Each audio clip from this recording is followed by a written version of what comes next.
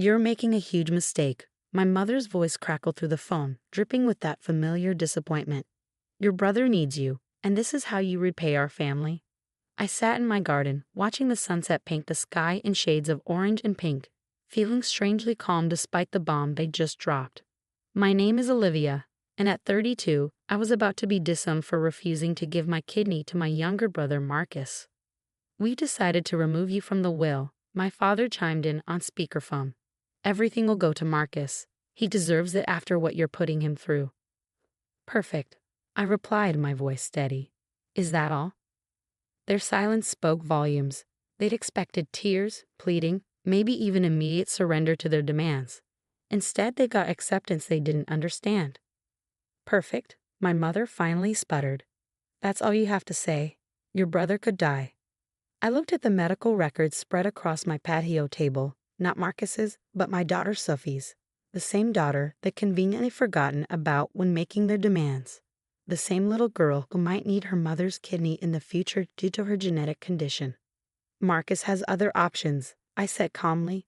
He's on the donor list, and there are other family members who could donate. You both could get tested, for instance. We're too old, my father protested. Besides, you're the perfect match. This is your duty as his sister. Duty. That word had been thrown at me my entire life. It was my duty to give up my college fund when Marcus needed rehab money. My duty to postpone my wedding when he relapsed. My duty to loan him money he never repaid.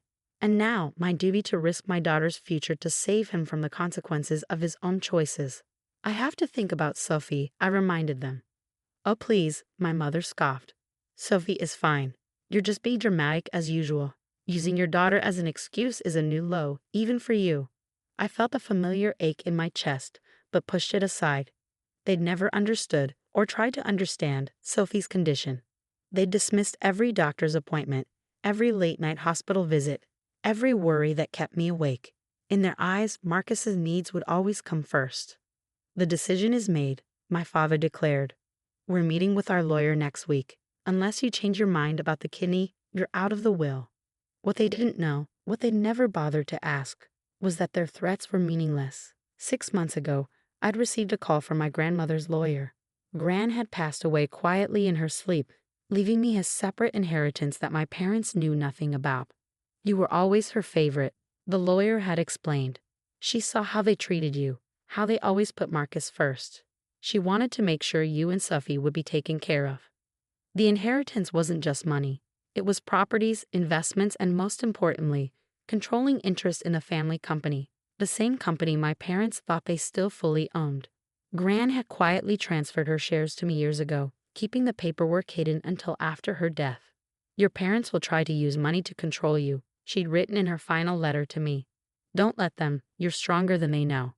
As my parents continued their tirade about family duty and obligation, I glanced through my kitchen window where Sophie was doing her homework. My beautiful, resilient 9-year-old who never complained about her condition or the countless medical procedures she'd endured. She was the reason I finally found the strength to stand up to them. I have to go, I interrupted their lecture. Sophie needs help with her homework. This conversation isn't over, my mother warned. Actually it is, I replied. Good luck with the will. I hung up before they could respond, knowing the storm that was coming. They'd call my siblings, rally the extended family, maybe even try to turn Sophie's father, my ex-husband, against me. But for the first time in my life, I felt completely at peace with my decision. My phone immediately lit up with texts from my sister Amanda. How could you do this to Marcus? Mom and Dad are furious. You need to fix this. I silenced my phone and went inside. Sophie looked up from her math homework, her face brightening. Can we have pizza tonight? Mom. Of course, sweetheart. I kissed the top of her head, breathing in the scent of her strawberry shampoo. How about we eat in the garden? It's a beautiful evening. As we sat outside later, enjoying our pizza and watching the stars appear, I thought about the changes coming our way. My parents had no idea that their attempt to control me would backfire spectacularly. They didn't know about Gran's inheritance, about the power she'd given me, or about the plans I'd already set in motion. Soon, very soon, they would learn that their perfect son wasn't the only one with options. The fallout was swift and exactly as I'd expected. By morning, my social media was flooded with messages from relatives I hadn't heard from in years, all suddenly concerned about my selfish decision. Marcus had posted a lengthy status about being betrayed by his own blood, carefully crafting himself as the victim, a role he perfected over the years. I was in my office reviewing some documents from Grand's lawyer when Amanda showed up unannounced, barging in with her usual dramatic flair. "You have to fix this," she demanded, dropping into the chair across from my desk. "Marcus is getting worse, and Mom hasn't stopped crying since yesterday." I looked at my sister, taking in her designer outfit and perfectly manicured nails, all funded by our parents' constant support. "Have you gotten tested to be a donor?" I asked calmly. She flushed, looking away. "You know I can't. I'm trying to get pregnant. And I have a daughter who might need my kidney in the future," I replied. "Why is my reason less valid than yours?" "That's different. Sophie might never need it, but Marcus needs it now."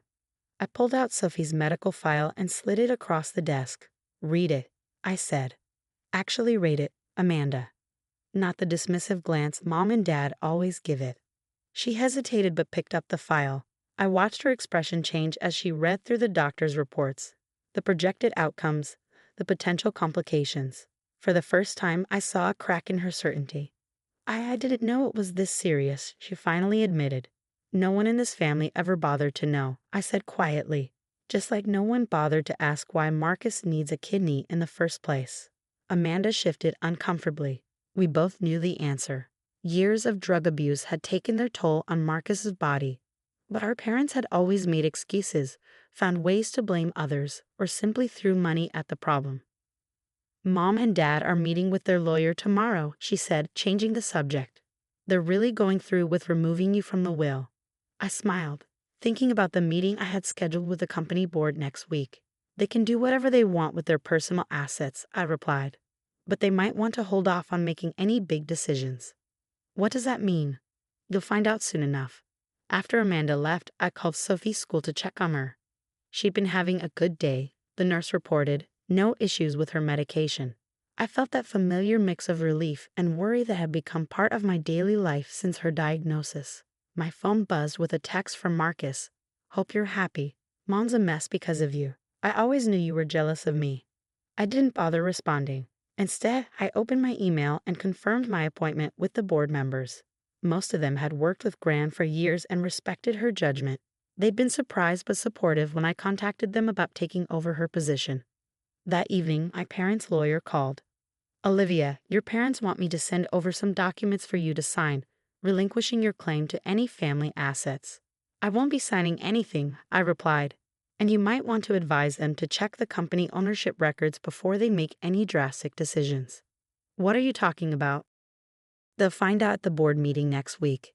Have a good evening." I hung up and went to help Sophie with her dinner. She was having one of her good days, chattering about school and a science project she was working on. Looking at her, I felt more certain than ever about my decision.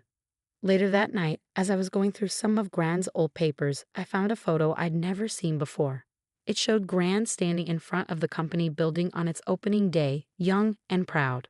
On the back, she'd written, "Remember, real strength isn't in following orders. It's in standing up for what's right." My phone lit up with a call from Dad. I let it go to voicemail, already knowing what it would say. More guilt, more manipulation, more demands. But for the first time in my life, I felt completely immune to their tactics. The company records would be made public at the board meeting next week. My parents would finally discover that their perfect son wasn't the only one Gran had been watching all these years. She'd seen everything. How they'd enabled Marcus, how they dismissed Sophie's condition, how they tried to control me through money and guilt. And she planned accordingly. I tucked Sophie into bed, kissing her forehead and making sure her medical alert bracelet was secure. "Mom," she whispered as I turned to leave, "are you okay? I heard Aunt Amanda saying mean things today." "I'm perfect, sweetheart," I assured her. "Sometimes standing up for what's right makes people angry, but that doesn't mean you should stop standing." She smiled, already drifting off to sleep. "Like in my science project, every action has an equal and opposite reaction."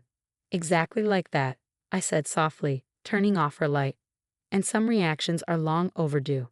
The day of the board meeting arrived with a thunderstorm that seemed fitting for the drama about to unfold. I arrived early, watching through the conference room windows as board members filed in, followed by my shell-shocked parents. They received the preliminary documents yesterday, their first hint that something was very wrong.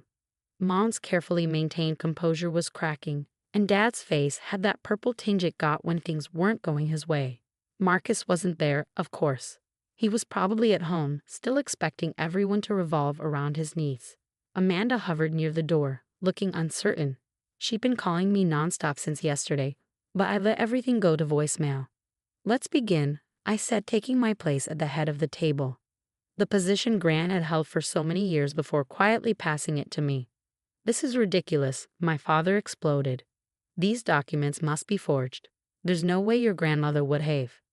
"Would have what, Dad?" "Seen through your manipulation, protected me and Suffy from your control." Gran watched everything. She saw how you enabled Marcus, how you dismissed Sophie's medical needs, how you used money as a weapon. I pulled out a folder and started distributing copies of Gran's detailed records. Years of documented incidents, Marcus's drug abuse covered up with company money, my parents' financial manipulation, the constant dismissal of Sophie's condition. She kept everything. I continued, watching their faces pale as they read. "Every time you chose Marcus over the company's welfare, every time you used company resources to bail him out. The board members have already reviewed these records." Mom's hands were shaking. "You planned this. You knew about the inheritance when we threatened to cut you off." "Yes," I said simply. "And now you know why I wasn't worried about your threats." The board members, most of whom had known Gran for decades, sat in stony silence. They'd always questioned my parents' decisions to use company funds for Marcus's emergencies, but Gran's position had protected them. Now, with her shares transferred to me, that protection was gone.